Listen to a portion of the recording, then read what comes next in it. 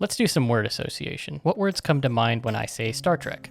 Nerd, space, aliens, man-child, stud, obviously. But none of these words really nail down the essence of the franchise. Trek is more than just cardboard sets, mostly bad acting, and a Where's Waldo of Clint Howard and Jeffrey Combs. No.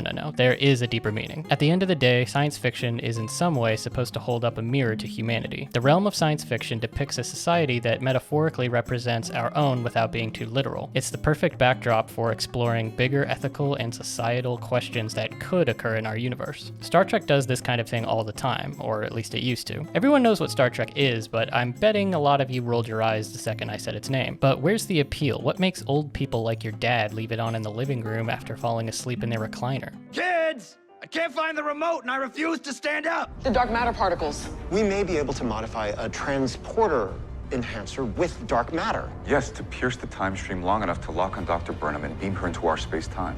I like science. Kids! Why are there 9 shows in the franchise, and how is it still going on? Who's watching any of this, and why?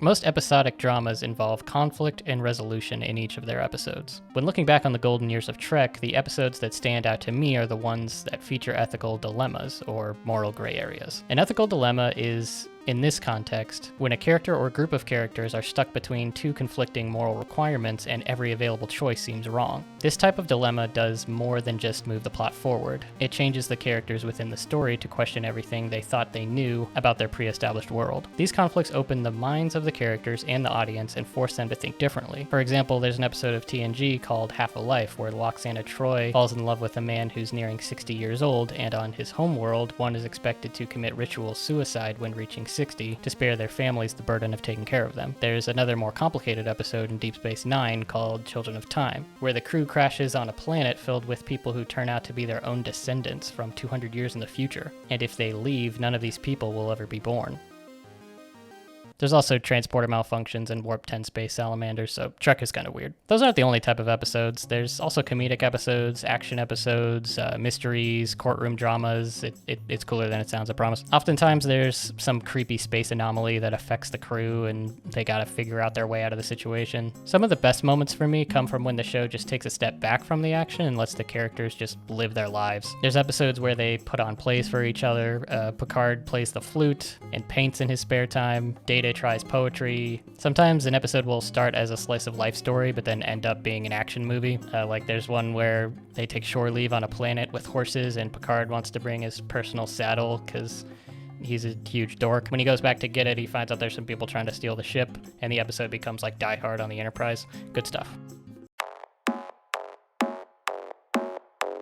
Star Trek is in a weird place right now, with having a continuation series about a beloved character who doesn't act at all like he once did, a brand new action series which doesn't hold up to the same ideals or themes as its predecessors, and another new animated series which is meant to be lighthearted and comedic. I like Lower Decks. While the others are drama series, whatever, meant to be taken seriously, Lower Decks is a comedy and is meant to be taken lightly, which I think frees the show from the shackles of intense and melodramatic BS that the other two currently suffer from. The only criticism I can give it so far is that it sometimes leans into the camp of the reference is the joke, but I don't think they do it too often or enough to be annoying or tasteless. It would be worse if they did this in a drama, but Star Trek fans do enjoy their references, as long as it doesn't end up being the entire point of the thing you're watching.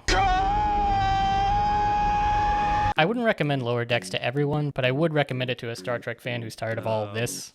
Yum, yum. And just wants to laugh a little at some references and not take things too seriously. And then there's this. Sometimes when I'm watching new Trek, I feel like it's all about hating people who are different from you. At least that's what I get from Discovery, with the exception of a few episodes, which is the least Star Trek thing they could ever be. Michael Burnham starts a war in the first episode of Discovery. 7 of 9 regains her humanity by murdering people. In Star Trek Picard, they just love killing, I guess. I'm shooting everyone I see today! When I watch Strange New Worlds, I feel like I'm actually watching Star Trek, usually. Not a gritty sci-fi show masquerading as one. Strange New Worlds gives us a glimpse of the Enterprise a few years before Kirk becomes captain. Prequels are supposed to suck, right? Not always. Strange New Worlds is a show about Captain Christopher Pike. He captained the Enterprise before Kirk in the original series. In an episode of STD, He sees a glimpse of his future, which is the fate Trek fans are aware of from TOS, where he ends up all mangled in the wheelchair and can only communicate by beeps. 1 beep for yes, 2 beeps for no. Yes, so noted. Do you plead guilty? Double yes. Guilty. The idea for this show is to be more formatted closer to most Trek series. You know what I mean? It's episodic, something the other two shows shied away from, but it's more than just that. The writing is solid and familiar to the older Trek format we've come to love. Let me give you an example. In the second episode of Strange New Worlds, Season 1, one of the themes is don't judge another's faith too quickly. Spoilers for episode 2. In the episode, the Enterprise comes across a comet that's going to collide with a nearby planet. They do a scan and find out that the impact would destroy some blue people that live on the planet, so they have to make a choice whether or not to intervene. Keep in mind this is before the Prime Directive, I think. They're doubling down, renaming it the Prime Directive. Well, that'll never stick. Through further investigation, they find out that the comet is sentient. There's a group called the Shepherds that are protecting it on its course. They basically tell them that if you mess with the comet, they're going to throw hands. So Pike pokes the comet and they scrap a little. Then Pike and Spock come up with a plan to make the comet a little smaller by melting it. Spock flies over in a shuttle with its heat shield activated and melts part of the comet, and the Shepherd dudes don't shoot at them because they don't want to harm the comet in any way. Interestingly enough, a bunch of water vapor enters the planet's atmosphere, and Spock says this might actually help the planet grow a bunch of life and plants and crap. Later, Uhura tells them that the comet never meant to collide with the planet at all, and that the actions of the crew were all part of its flight plan. So the comet, or whatever lives inside it, can see the future and plans for it ahead of time, which is pretty cool. That rock played you like a fiddle, boy. So earlier in the episode, you got Pike who is dealing with knowing his future, remembering the wheelchair thing I mentioned earlier, and number one tells him to consider that maybe his future isn't written in stone. Toward the end of the episode, Pike and number one have another conversation about whether or not he can change his future.